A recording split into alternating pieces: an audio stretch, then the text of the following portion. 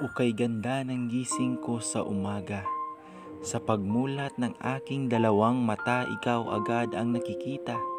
Kutis mong mala porselana, ilong mong matangos mala Ivana. Di ko ikakaila o ikakahiya. Ikaw ang babaeng nagpatunay na ang pag-ibig ay tunay na masaya. Bawat segundo at minuto, mata ko'y hindi natatanggal kakatitig sa mukha mo. Ewan ko ba kung bakit ganito na lamang ang pagkakahumaling ko sa'yo. Oo, sabihin na natin na ikaw pa lamang ang kauna-unahang babaeng minahal ko.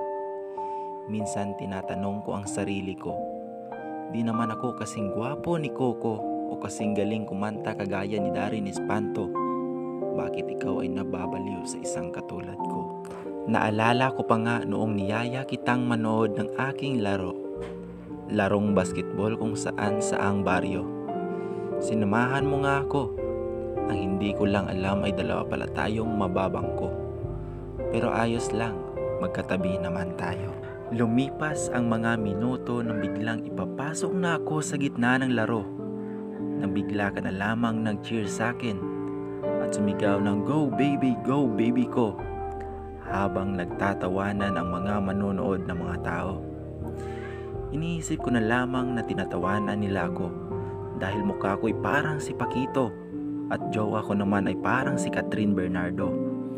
Pinalampas ko na lamang ito dahil kung iisipin, hindi naman talaga tayo bagay sa isa't isa. Matapos ang laro ay kami ay natalo at hinatid na lamang kita sa bahay nyo. Habang ako'y papauwi, bigla akong kinalabit ng isang matandang basurero. Hihingi daw siya ng makakain o di kaya'y barya kahit 5 piso. Agad ko naman binigyan ng 20 piso at binigyan niya ako ng isang maliit na bote ng mojito. At sinabi sa akin, inumin mo yan iho, dahil lahat ng nararanasan at nakikita mo'y gayuma lamang at hindi totoo. Ako'y natawa dahil sa panahon ngayon uso pa pala ang gayuma? O baka'y ako'y pinagtripan lamang ng basurero? Wala naman sigurong mawawala kung ito'y inumin ko. At ito'y sinubukan ko. Pagka umaga matapos ko itong inumin, nabigla na lamang umiba ang aking paningin.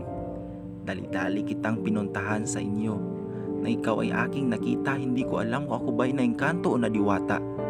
Lintik kayo mga pala talaga. Kung dati ganda mo'y mala diwata na di pamamarisan, ngayon ganda mo'y diwata na may parisan. Sa dami ng lalaki dito sa mundo, ako pa talaga pinagtripan at iyong niloko. Gayuma pala ang sisira sa pusong hangad ay pagmamahal na totoo.